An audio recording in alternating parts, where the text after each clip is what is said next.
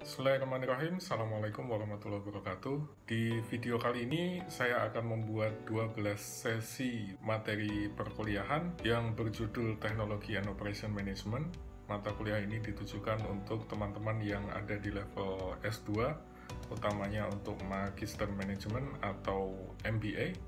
Materi-materi ini sebagian besar disarikan dari buku Operations Management yang ditulis oleh Heiser, Render, dan kawan-kawan, dan buku IT for Management yang disusun oleh Ephraim Turban, Vololino, dan kawan-kawan. Kemudian materi ini sengaja disusun sebagai bahan pelengkap dan pembuka untuk diskusi di kelas maupun untuk membahas kasus-kasus yang ada, dan perlu dicatat bahwa video ini bukanlah merupakan sumber rujukan ilmu yang utama. Jadi teman-teman tetap harus membaca langsung bukunya atau melihat ke referensi aslinya untuk mendapatkan pemahaman yang lebih baik.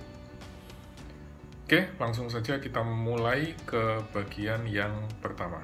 Kita akan mulai pembahasan tentang teknologi and operation management. Pengantar dulu, ini adalah outline yang akan kita diskusikan sama-sama. Yang pertama adalah konsep dasar tentang teknologi dan operation management. Kemudian yang kedua, keputusan-keputusan strategis dalam operation management. Kemudian yang ketiga adalah proses digitalisasi di dalam bisnis. Selanjutnya kita berbicara tentang business process management dan improvement.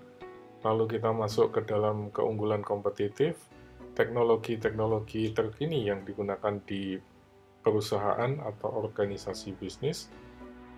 Kemudian bagaimana IT bisa meningkatkan value dari sebuah perusahaan.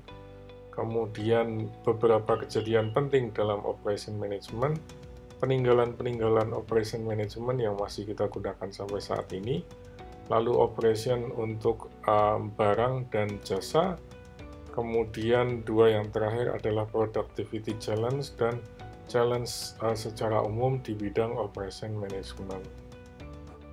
Kita mulai dulu ke bagian yang pertama. Production dan operation adalah dua hal yang berbeda. Production itu adalah proses untuk menghasilkan barang dan jasa, sementara operation merupakan seperangkat aktivitas yang menciptakan value atau nilai dalam bentuk barang maupun jasa dengan cara mentransformasikan input menjadi sebuah output. Dengan demikian, operation memiliki definisi yang lebih luas daripada production. Di dalam bisnis, teman-teman sekalian, kita mengenal fungsi-fungsi dasar seperti marketing, kemudian production dan operation, kemudian finance dan accounting, kemudian ada juga supply chain dan lain sebagainya.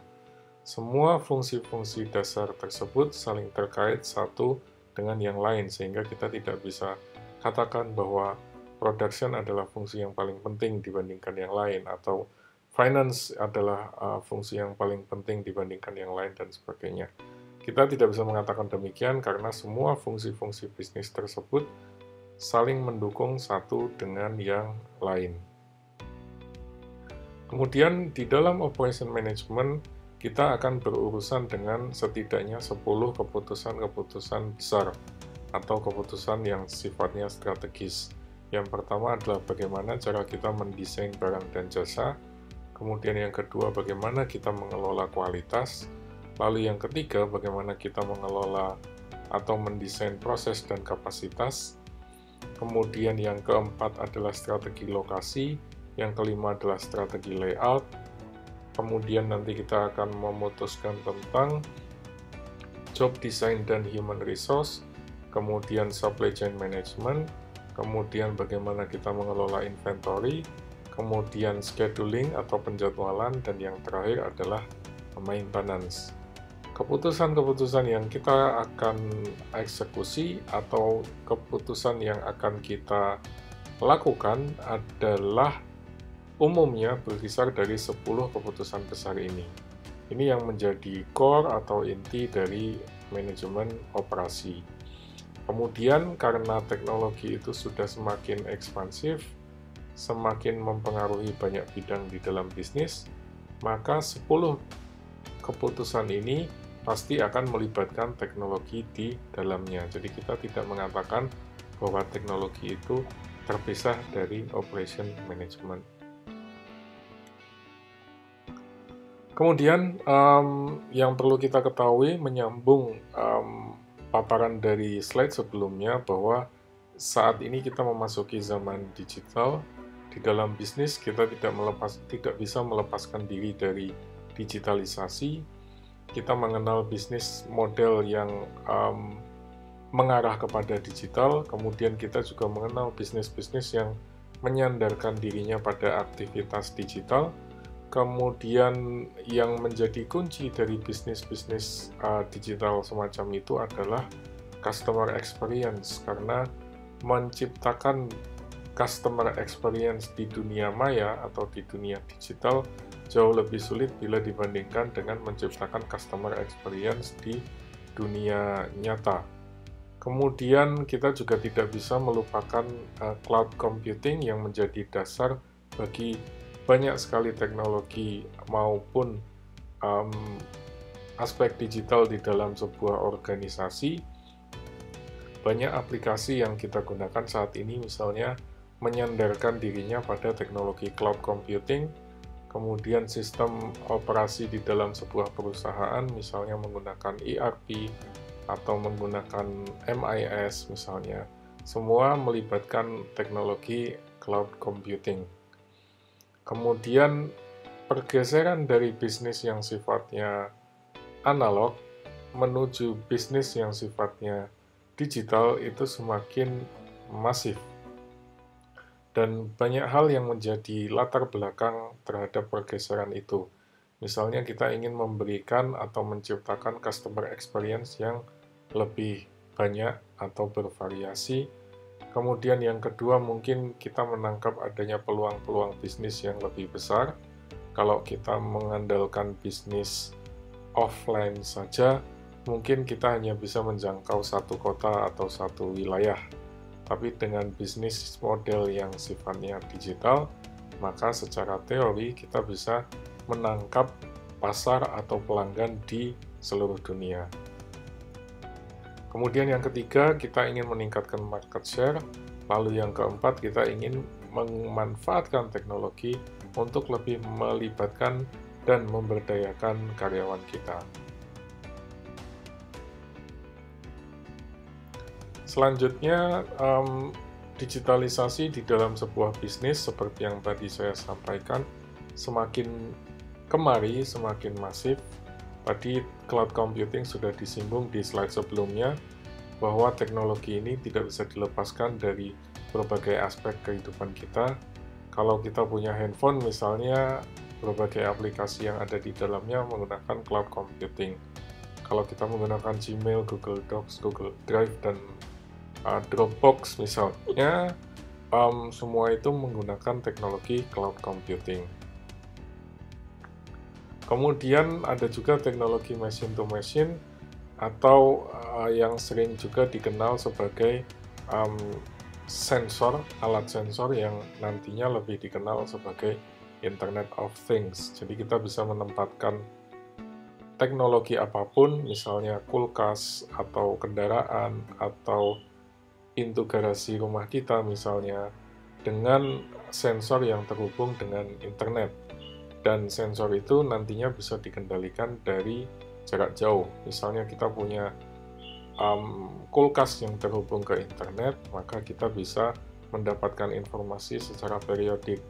Misalnya sayuran yang ada di dalam kulkas sebentar lagi akan kadaluarsa, atau stok susu di dalam kulkas sudah menipis sehingga kita harus segera untuk melakukan pembelian lagi, dan seterusnya.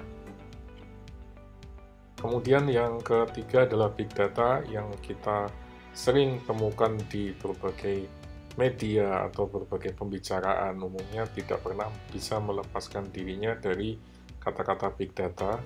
Big data umumnya dicirikan sebagai 3V, yaitu volume, variety, dan velocity.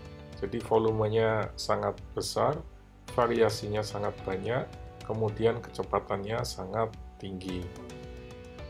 Kemudian yang ketiga, data science.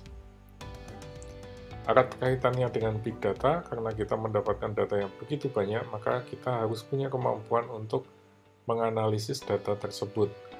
Kemudian data ini bisa kita manfaatkan untuk keperluan lain, misalnya untuk pemasaran, untuk menganalisis tren, untuk mengidentifikasi peluang, atau melakukan kustomisasi terhadap layanan yang diberikan kepada pelanggan kita. Lalu yang kelima adalah teknologi sosial mobile cloud, yaitu teknologi komunikasi sosial, jejaring sosial media, kemudian digabung dengan teknologi mobile dan teknologi cloud computing. Sebagian besar aplikasi yang kita miliki, yang kita manfaatkan, yang kita gunakan saat ini adalah bagian dari sosial mobile cloud teknologi ini. Kita menikmati akses internet menggunakan teknologi mobile melalui handphone kita, kemudian kita memanfaatkan handphone kita untuk berkomunikasi dengan jejaring kita, dengan social network kita, dan data atau informasi yang terlibat di dalamnya disimpan dalam teknologi cloud. Selanjutnya, teman-teman sekalian, yang menjadi dasar dalam teknologi dan operation management ini adalah yang dikenal sebagai business process management dan business process improvement. Jadi business process itu merupakan sejumlah langkah-langkah atau pekerjaan-pekerjaan yang dilakukan di dalam organisasi, di mana mereka saling melakukan koordinasi satu dengan yang lain, mengorganisasi dirinya untuk menyelesaikan pekerjaan-pekerjaan tersebut. Jadi dalam sebuah organisasi bisnis, dalam sebuah perusahaan, di dalamnya pasti akan terdiri dari berbagai bisnis proses yang lebih kecil. Misalnya bisnis proses untuk pengadaan, kemudian pembelian material, kemudian pengiriman, kemudian proses fabrikasi, kemudian proses untuk pengepakan, kemudian pengiriman tagihan, kemudian pembayaran, pencairan pinjaman, tagihan kepada customer, dan lain sebagainya. Jadi semua itu merupakan bisnis proses yang ada di dalam sebuah perusahaan. Nah, teman-teman sekalian, proses itu sendiri, bisnis proses itu sendiri, kalau di breakdown lebih detail, ada di dalamnya yaitu input dan output. Jadi proses itu intinya adalah merupakan aktivitas yang mengubah input menjadi output. Kemudian output itu sering sekali didefinisikan atau disebut juga sebagai deliverables, atau hasil yang kita sampaikan, hasil yang kita peroleh setelah kita melakukan sebuah proses. Kemudian performance itu adalah indikator kinerja sejauh mana kita bisa menjalankan proses tadi dengan efektif dan efisien. Hal ini yang kemudian menjadi critical success factor baik tidaknya perusahaan kita atau organisasi kita bila dibandingkan perusahaan yang lain.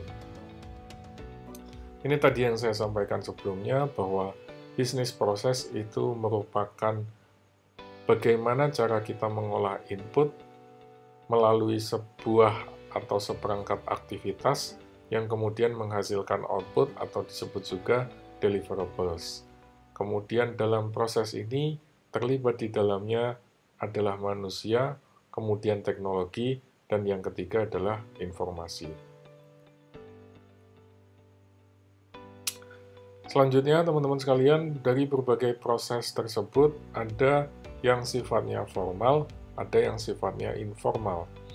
Bisnis proses yang formal umumnya tertuang dalam aturan perusahaan atau SOP, Standard Operating Procedure.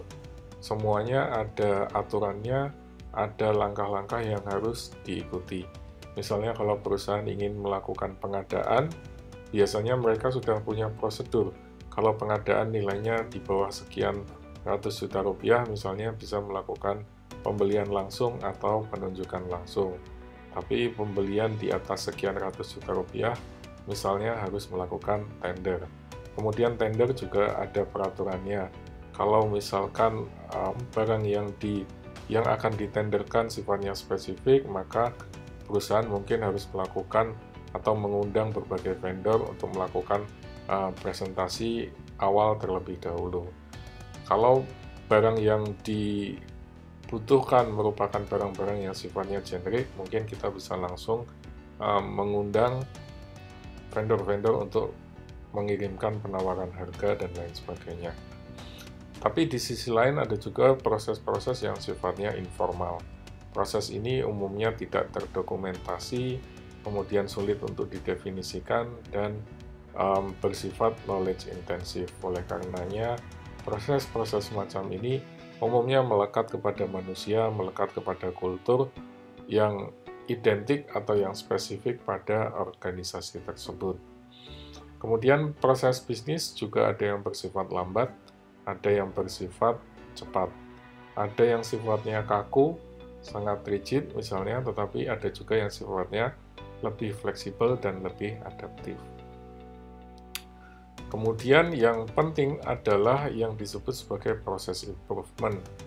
Jadi sebagai operation manager atau direktur operasional, kita harus punya pemahaman untuk melakukan continuous improvement, perbaikan berkelanjutan yang disebut sebagai business process re-engineering. Dari sini kita berusaha untuk mengidentifikasi hal-hal yang bisa kita efisiensikan, hal-hal yang bisa kita percepat atau perbaiki proses-prosesnya. Nah, yang vital di sini adalah peran dari teknologi digital. Umumnya, teknologi digital bisa memberikan kita informasi yang detail dan spesifik, sehingga proses-proses tadi bisa kita serahkan atau bisa kita berdayakan dengan menggunakan teknologi digital. Misalnya dengan melakukan otomatisasi, kemudian dengan melakukan analisis data dengan baik, kemudian dengan cara mengidentifikasi peluang-peluang baru dan lain sebagainya. Semua itu bisa difasilitasi oleh teknologi digital. Kemudian yang juga tidak kalah penting adalah proses manajemen. Jadi seperti yang tadi saya sampaikan, sebuah organisasi bisnis terdiri dari berbagai proses yang saling berkaitan satu dengan yang lain, sehingga fungsi atau peran seorang direktur operasional atau manajer operasional adalah menjadi semacam orkestrator untuk memastikan bahwa semua proses tadi berjalan dengan baik dan lancar, mendukung tercapainya tujuan organisasi. Lalu yang berikutnya, teman-teman sekalian, yang perlu diperhatikan adalah tentang competitive advantage atau keunggulan kompetitif. Umumnya, teknologi digital atau teknologi informasi dan komunikasi bisa membantu kita untuk mencapai keunggulan kompetitif kalau dimanfaatkan dengan baik. Kita mengenal istilah IT consumerization, yaitu perubahan atau pergeseran teknologi konsumen menuju IT yang dimanfaatkan oleh perusahaan secara keseluruhan. Kemudian teknologi ini juga semakin kemari semakin murah, sehingga kalau dulu mungkin hanya perusahaan besar yang bisa memiliki komputer, server, bisa punya website dan lain sebagainya. Tapi zaman sekarang perusahaan-perusahaan kecil pun juga bisa memiliki atau memanfaatkan teknologi terkini dengan jauh lebih terjangkau.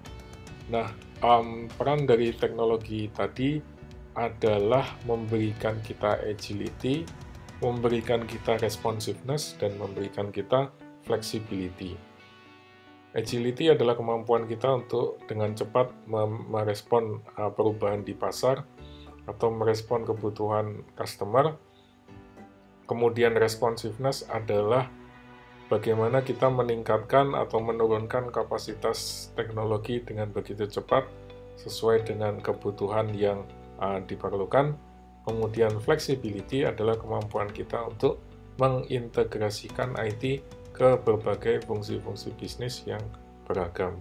Kalau tiga hal ini tadi dijalankan dengan baik, maka kita bisa mencapai competitive advantage dengan memanfaatkan teknologi IT.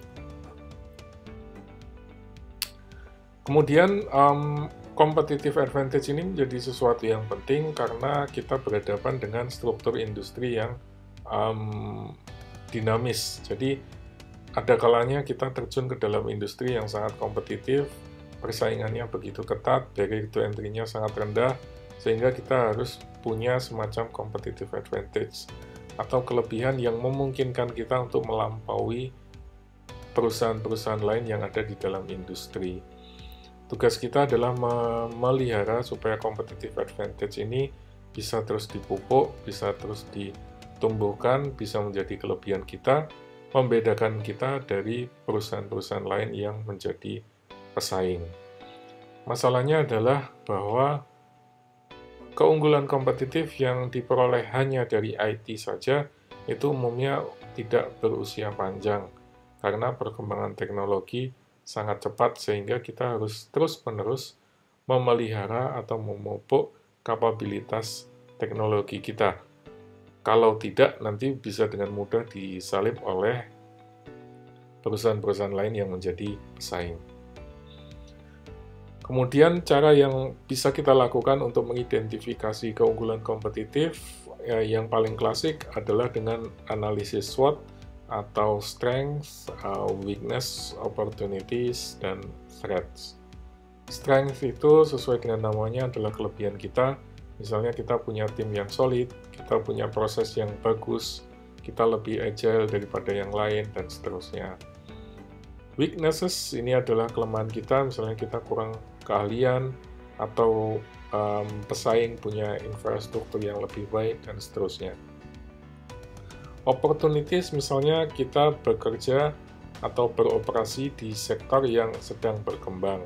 Kemudian kita punya kemampuan untuk menciptakan market yang baru atau produk yang baru. Itu bisa menjadi peluang yang bisa kita manfaatkan dengan baik.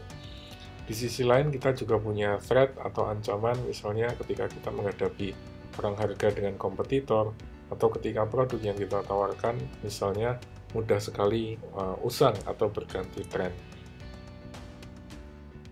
Oleh karena itu, proses perencanaan strategik menjadi sangat penting di sini.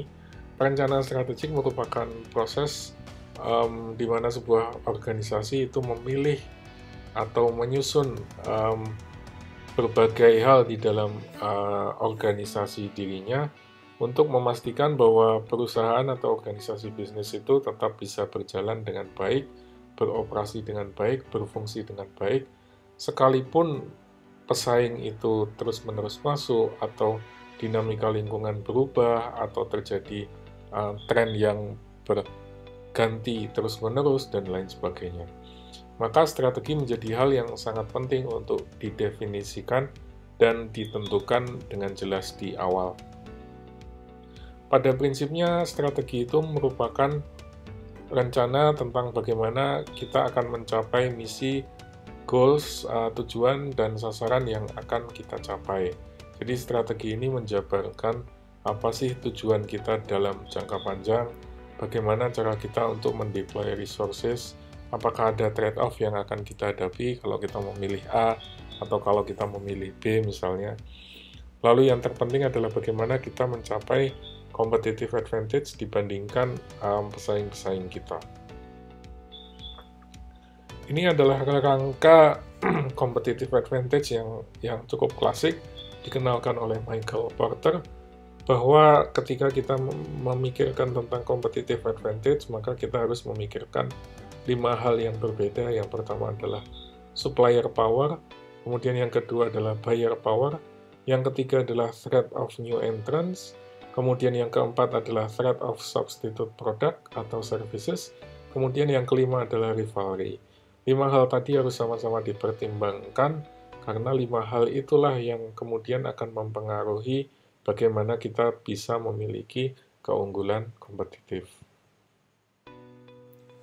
Lalu, keunggulan kompetitif tadi bisa menjadi sesuatu yang sangat penting, karena bisa memberikan kita keunggulan dari sisi profit margin. Jadi singkatnya, kalau kita punya keunggulan kompetitif yang tinggi, kita bisa meningkatkan profit margin kita. Kalau profit margin kita tinggi, maka profit yang kita peroleh juga tentu lebih besar daripada pesaing kita. Jadi perusahaan-perusahaan yang punya keunggulan kompetitif, misalnya mereknya kuat, dikenal oleh masyarakat luas, kemudian punya basis customer yang loyal, atau produknya dikenal sebagai produk yang baik, dan lain sebagainya, mereka punya kemampuan untuk ngeset harga yang lebih tinggi, sehingga profit yang diperoleh bisa lebih besar, profit marginnya juga lebih besar, dan mereka akan sustain atau akan bisa bertahan dalam jangka waktu yang jauh lebih lama. Kalaupun terjadi krisis, terjadi perubahan pasar, atau terjadi persaingan bisnis yang semakin ketat, mereka bisa menurunkan profit marginnya, tapi tidak kehilangan seluruh keuntungannya, karena mereka punya profit margin yang lebih tebal bila dibandingkan dengan pesaing. Kemudian ada banyak hal yang bisa kita lakukan untuk menggapai competitive advantage tadi. Misalnya kita bisa memilih strategi cost leadership, kita bisa melakukan diferensiasi, kita bisa melakukan inovasi, kita bisa meningkatkan efektivitas operasional, kita bisa fokus pada growth, kita bisa membuat entry barrier, dan lain sebagainya. Itu berbagai strategi yang bisa kita lakukan untuk menciptakan keunggulan kompetitif. Lalu melanjutkan keunggulan kompetitif tadi, hal yang perlu diperhatikan adalah konsep rantai nilai atau value chain yang juga disusun oleh Michael Porter. Ini merupakan framework yang juga klasik yang membantu kita untuk mengidentifikasi aktivitas-aktivitas bisnis di dalam sebuah perusahaan. Jadi di dalam sebuah organisasi bisnis atau di dalam sebuah perusahaan seperti yang tadi telah saya sampaikan sebelumnya, terdiri dari berbagai proses bisnis yang begitu banyak, yang begitu beragam. Tapi dari aktivitas tersebut atau proses bisnis tersebut, kita bisa klasifikasikan ke dalam dua bagian besar, yaitu aktivitas primer dan aktivitas sekunder atau aktivitas pendukung, supporting activities. Nah, aktivitas primer ini kaitannya dengan logistik, kaitannya dengan operasional, kaitannya dengan sales dan marketing, dan service yang mendukung operasional tersebut. Sementara aktivitas yang sifatnya supporting, itu misalnya aktivitas yang kaitannya dengan keuangan, kaitannya dengan manajemen sumber daya manusia, kaitannya dengan product development, procurement, dan lain sebagainya. Selanjutnya, kita mengenal berbagai teknologi yang sering dimanfaatkan di dalam sebuah perusahaan. Misalnya, sekarang terjadi pergeseran bahwa perusahaan itu semakin mendorong teknologi ke arah mobile. Misalnya, kalau teman-teman perhatikan, kantor-kantor yang menggunakan komputer desktop itu semakin berkurang, lebih banyak mereka menggunakan atau mendorong karyawannya untuk menggunakan laptop yang lebih mobile dan lebih fleksibel. Kemudian terjadi pergeseran untuk lebih secara sosial terhubung satu dengan yang lain. Kemudian teknologi seperti NFC dan RFID juga semakin populer, semakin banyak digunakan di berbagai sektor dan industri. Tapi yang perlu diperhatikan adalah bahwa pergeseran itu juga menciptakan risiko yang baru. Misalnya kalau kita berpindah ke mobile, maka keamanan juga menjadi semakin rawan. Jadi risiko terjadinya pencurian, penipuan, dan lain sebagainya menjadi semakin besar. Beda halnya misalnya kita hanya punya komputer yang fisik, kemudian kita tempatkan di satu lokasi, di satu ruangan yang tertutup, hanya orang-orang tertentu yang bisa mengakses, misalnya, maka risiko security-nya menjadi sangat rendah. Tapi ketika komputer itu berbentuk mobile, berbentuk laptop atau gadget misalnya, kemudian bisa dibawa kemanapun, kemudian bisa dipindah tangankan, dan lain sebagainya, maka risiko terjadinya pencurian juga mudah. Belum lagi risiko misalnya penyadapan atau pencurian data ketika kita melakukan koneksi melalui jaringan internet misalnya juga menjadi semakin besar. Beda halnya dengan seandainya kita meletakkan komputer kita di satu tempat, tidak terhubung dengan internet dan lain sebagainya, maka risiko security-nya menjadi sangat kecil. Kemudian yang perlu diperhatikan juga adalah bahwa customer juga sering sekali cenderung bersifat ignorance, jadi mengabaikan atau membiarkan, sehingga menganggap perubahan-perubahan tadi menjadi sesuatu yang tidak penting. Misalnya seringkali kita tidak membaca manual book dengan baik, jadi kita hanya mengasumsikan kita bisa menggunakan peralatan yang kita miliki dengan baik, padahal ada aturan yang harus kita baca atau ada prosedur yang harus kita ikuti terlebih dahulu. Kemudian banyak juga customer yang tidak aware dengan hal-hal yang sifatnya terkait dengan regulasi, terutama di bidang jasa keuangan dan sektor kesehatan, karena di dalamnya merupakan sektor atau industri yang sangat ketat, sehingga regulasi yang menangani bidang tersebut juga sangat ketat. Kemudian teman-teman sekalian, kembali lagi tadi ke depan bahwa dengan adanya IT kita bisa membantu menciptakan nilai, membantu mendorong terciptanya keunggulan kompetitif kalau kita bisa memanfaatkannya dengan baik. Pertama, kita harus identifikasi dulu strateginya dengan baik, kemudian kita bisa tuangkan ke dalam bisnis model yang relevan, jadi bagaimana teknologi nanti akan membantu atau mengubah atau memfasilitasi model bisnis yang kita miliki. Kemudian kita tuangkan dalam proses yang lebih spesifik lagi, bagaimana kita akan memanfaatkan teknologi untuk mendukung efisiensi, bisnis proses management, bisnis proses improvement, dan lain sebagainya. Oleh karena itu, seiring berjalannya waktu akan muncul profesi-profesi baru, misalnya Chief Technology Officer, Chief Information Officer, IT Project Management, dan peran-peran lain yang kaitannya dengan data, misalnya data analytics, kemudian modeling, development, user interface, dan lain sebagainya. Kemudian hal ini juga mendorong perubahan di karyawan atau skills yang kita miliki. Jadi kalau sebelumnya kita hanya mengerjakan satu bagian tertentu, tapi sekarang kita didorong menjadi orang yang punya kemampuan multitasking, kita didorong untuk mempunyai knowledge yang lebih besar, lebih luas. Pekerjaan-pekerjaan yang sebelumnya bersifat fisik, sekarang menjadi lebih kepada pekerjaan-pekerjaan yang sifatnya menggunakan otak, menggunakan pemikiran, logika, dan lain-lain. Kemudian kita juga didorong menjadi entrepreneur. Tidak melulu entrepreneur di sini berarti membuka bisnis sendiri, tetapi di dalam perusahaan sendiri pun kita didorong untuk menciptakan peluang baru, mengembangkan produk baru, atau mencari customer yang baru, dan lain sebagainya. Jadi nilai-nilai entrepreneur tetapi tetap di dalam sebuah perusahaan, atau istilahnya adalah intrapreneur.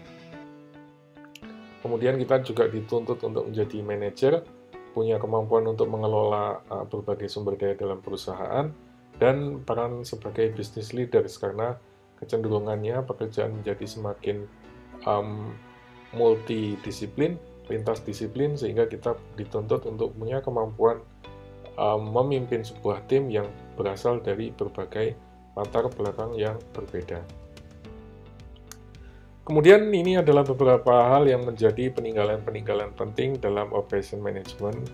Misalnya dulu dari awal sekali kita mengenal konsep labor specialization dari Adam Smith. Kemudian Whitney memperkenalkan bagian atau parts yang terstandarisasi.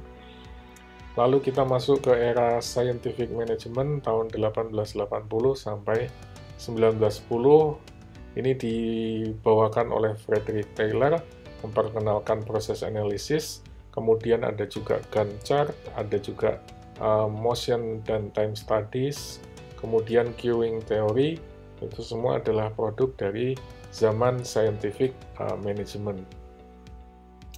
Selanjutnya tahun 1910 sampai 1980 kita masuk ke mass production era, ditandai dengan Henry Ford yang membuat proses produksinya atau pabriknya dengan sistem moving assembly line. Kemudian ada juga statistical sampling, economic order quantity, linear programming, PERT CPM, kemudian material requirement planning, dan seterusnya. Itu merupakan produk-produk di mass production era. Setelah itu kita masuk ke quality focus era, atau Lean Production Era, yaitu tahun 80-an. Di sini lebih banyak perusahaan-perusahaan Jepang yang memegang posisi terdepan ya. Misalnya mereka memperkenalkan Kanban, mereka memperkenalkan Kaizen, kemudian just in time, kemudian teknologi juga mulai masuk. Kita menggunakan computer aided design, menggunakan electronic data interchange, kemudian ada juga konsep total quality management dan sebagainya. Selanjutnya tahun 1995 kita masuk internet, kita masuk ERP, kita mulai mengenal standar ISO, kemudian kita juga mengenal supply chain management yang lebih luas, kemudian era kustomisasi karena adanya teknologi, kemudian mendorong customer untuk punya lebih banyak pilihan, tidak hanya sesuatu yang sifatnya monoton, tapi punya kemampuan untuk mendefinisikan atau menentukan produk yang ingin dikonsumsinya. Kemudian ada juga teknologi atau konsep build to order, dan sebagainya. Lalu masuk 2005 sampai 2020, kita memasuki era globalisasi, fokus terhadap global supply chain semakin besar, kemudian organisasi multinasional juga semakin banyak. Kita dituntut juga untuk peduli terhadap isu-isu sustainability, kemudian juga isu-isu etika menjadi semakin mengemuka. Ini tadi yang menjadi beberapa tonggak pancang bagi operation management dimulai dari Adam Smith dan Charles Babbage tadi di tahun 1700-an, 1800-an, kemudian masuk ke scientific management era tahun 1890-an, kemudian masuk ke zamannya quality, kemudian memasuki teknologi komputer, kemudian kita masuk ke era internet dan globalisasi, dan semua inilah yang kemudian mewarnai operation management di zaman sekarang. Selanjutnya yang perlu juga diperhatikan adalah perbedaan utama antara barang dan jasa. Jadi teman-teman sekalian, ini adalah hal yang sering sekali ditanyakan atau sering sekali didiskusikan, yaitu adalah perbedaan antara barang dan jasa. Sebagian besar atau umumnya ketika kita membicarakan production, ketika kita membicarakan operation, kita selalu membahas tentang goods atau barang. Padahal operation dan production itu juga relevan untuk jasa. Tapi kita harus perhatikan dulu karena ada beberapa perbedaan yang mendasar. Yang paling utama, jasa itu sifatnya intangible, tidak kelihatan. Kemudian jasa itu dikonsumsi dan diproduksi pada saat yang bersamaan. Oleh karena itu, umumnya kita tidak bisa menyimpan jasa sebagaimana kita menyimpan sebuah produk. Lalu, jasa juga bersifat unik, karena misalnya Anda pergi ke barbershop atau ke tukang cukur rambut gitu ya, walaupun sama-sama modelnya, walaupun sama-sama, misalnya sama-sama perempuan, sama-sama meminta model potongan seperti ini dan lain sebagainya, tapi tetap saja terdapat keunikan atau terdapat perbedaan antara customer yang satu dengan yang lain. Misalnya Anda menggunakan jasa ojek online untuk bepergian dari rumah ke kampus gitu ya. Walaupun Anda menggunakan jasa yang sama, dari jaraknya juga sama, tetapi ketika Anda menggunakan hari ini dengan Anda menggunakan besok harinya, pasti ada perbedaan waktu. Pasti ada perbedaan, misalnya yang satu melewati kemacetan, yang satu mungkin lebih lenggang, yang satu lebih cepat, yang satu lebih lambat, dan seterusnya. Jadi, walaupun jasa yang ditawarkan itu unik, tetap saja, walaupun jasa yang ditawarkan itu generik, tetap saja ada keunikan-keunikan di dalamnya. Kemudian, jasa itu juga umumnya melibatkan interaksi yang sangat kuat antara customer dengan produsernya. Kemudian, karena keunikan tadi, kita juga umumnya agak sulit mendefinisikan, jadi ada inkonsistensi dalam hal definisi.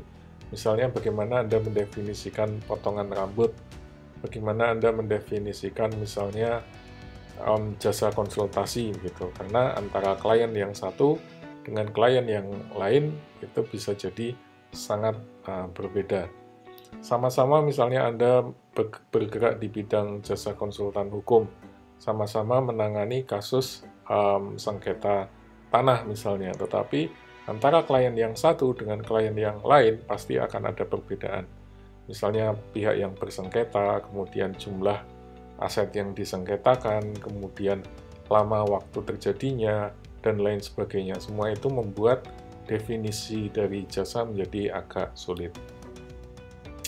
Kemudian jasa juga umumnya bersifat knowledge based, jadi berbasis pada pengetahuan, melekat pada individu, seperti tadi jasa konsultan hukum, jasa pendidikan, jasa kedokteran, dan lain sebagainya, semuanya melibatkan knowledge dan melibatkan expertise dari service provider yang bersangkutan. Kemudian service itu juga bisa disperse, jadi service itu bisa dikelola atau diberikan atau disajikan di berbagai tempat yang berbeda, di berbagai sisi yang berbeda, tidak seperti produk yang umumnya diberikan atau diproduksi pada satu tempat tertentu. Oleh karena itu, umumnya kualitas dalam service atau jasa itu menjadi sulit untuk dievaluasi. Berbeda dengan bagaimana kita mengevaluasi kualitas di dalam sebuah produk. Misalnya Anda punya minuman dalam kemasan gitu ya, Anda bisa dengan mudah mengukur dimensi botolnya, mengisi atau melihat isi kandungan air di dalamnya, mengukur beratnya, melihat warnanya, dan lain sebagainya. Semua punya indikator yang jelas. Tetapi di dalam service, di dalam jasa, indikator-indikator semacam itu menjadi agak sulit ya, cenderung subjektif dan sulit untuk dibandingkan. Kemudian yang terakhir, umumnya kita tidak bisa menjual kembali service atau jasa. Misalnya Anda sudah melakukan potong rambut, habis melakukan potong rambut, nggak mungkin Anda menjual kembali jasa tersebut kepada orang lain. Beda halnya dengan barang ya, misalnya Anda membeli kendaraan, Anda membeli laptop atau pakaian misalnya, kalau Anda sudah bosan atau tidak lagi membutuhkan barang-barang tersebut, Anda bisa dengan mudah menjual kembali kepada orang lain. Nah, oleh karena itu, hal itu tadi menciptakan yang disebut sebagai productivity challenge. Jadi kembali lagi ke aktivitas atau bisnis proses.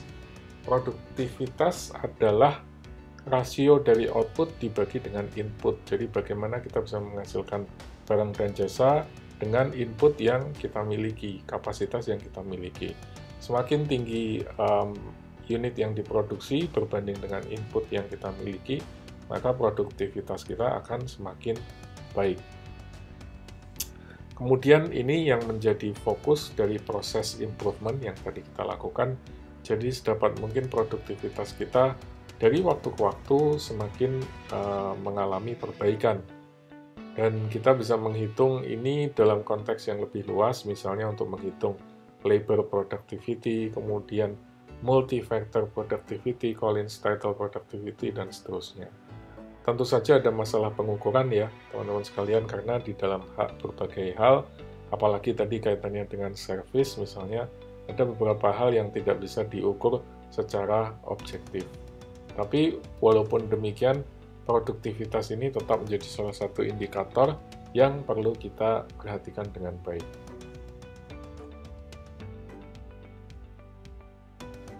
Yang perlu diketahui juga teman-teman sekalian bahwa produktivitas itu umumnya memegang sekitar 52%-nya adalah faktor manajemen, 38%-nya adalah capital, dan 10%-nya adalah dari tenaga kerja.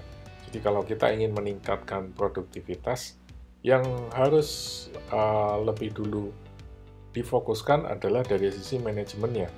Kalau manajemennya bagus, manajernya bisa mengelola semua sumber daya yang ada, maka produktivitas itu bisa langsung naik signifikan. Beda dengan mengganti labor atau menambah capital, selalu ada keterbatasan-keterbatasan. Misalnya kalau Anda ingin nambah modal, maka Anda harus bayar bunga atau harus memberikan return kepada investor misalnya. Jadi ada batasan-batasan tertentu. Atau kalau Anda ingin mengganti labor, Anda mengganti dengan labor yang lebih terdidik, yang punya sertifikasi dan lain-lain. Tapi di sisi lain, berarti Anda juga harus meningkatkan gajinya. Karena kalau enggak mungkin sulit bagi perusahaan untuk menarik karyawan-karyawan yang punya talenta bagus. Tapi dari sisi manajemen, mungkin kita nggak perlu menambah terlalu banyak, tapi dengan bagaimana cara kita mengelola resource yang ada, sumber yang ada, kalau kita bisa punya kapabilitas yang bagus, maka produktivitasnya akan naik dengan sangat signifikan. Dan yang perlu diperhatikan di sini, teman-teman sekalian, bahwa manajemen pada akhirnya nanti akan menentukan bagaimana kita mengelola labor dan kapital dengan baik. Oleh karena itu, wajar bahwa tadi perannya bisa lebih dari 50%. Kemudian labor tadi sudah disinggung juga di beberapa slide sebelumnya, bahwa tenaga kerja itu sudah bergerak dari pekerjaan yang sifatnya manual menjadi pekerjaan yang sifatnya berbasis knowledge atau berbasis informasi. Dan kembali lagi ke teknologi, maka dalam hal ini penggunaan teknologi akan menjadi sangat relevan karena membantu kita untuk mengelola aset, mengelola resources tadi dengan cara-cara yang lebih efektif. Nah, yang tadi juga disinggung sebelumnya adalah tentang produktivitas di sektor jasa, karena umumnya jasa itu sangat labor intensif, padat karya, kemudian unik, jasa yang ditawarkan bersifat idiosinkratik, kemudian umumnya melekat elemen-elemen yang berbasis informasi atau pengetahuan, knowledge, dan umumnya sulit untuk disistemkan, diotomatisasikan, maka wajar bila kita agak kesulitan untuk mengembangkan sistem pengukuran kualitas di sektor jasa dengan sangat akurat. Memang ada beberapa indikator, misalnya ServQual yang mencoba mengidentifikasi produktivitas atau kualitas dari sebuah jasa. Tetapi sebagus-bagusnya indikator atau pengukuran di sektor jasa tentu tidak bisa melampaui objektivitas maupun akurasi pengukuran di sektor produk atau barang.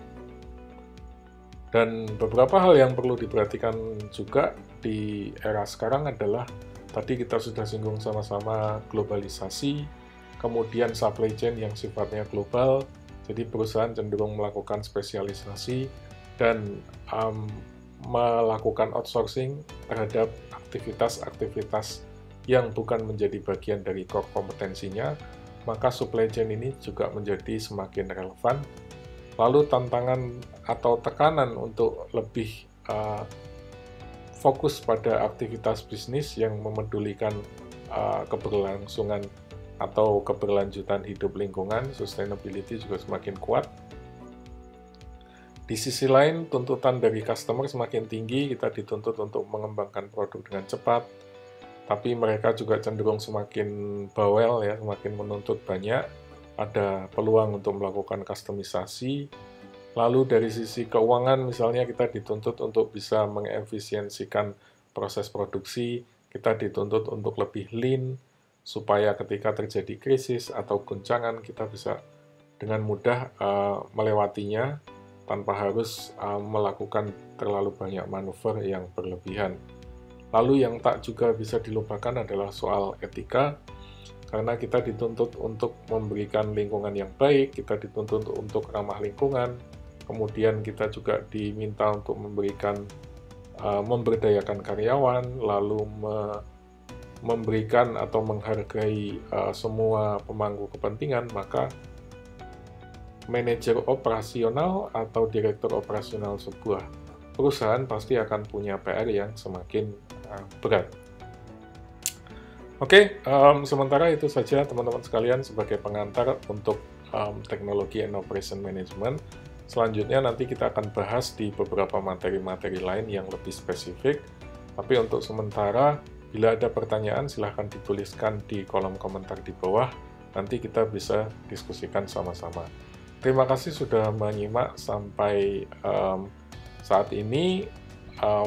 Lebih kurangnya saya mohon maaf. Billahi taufiq wal hidayah. Assalamualaikum warahmatullahi wabarakatuh.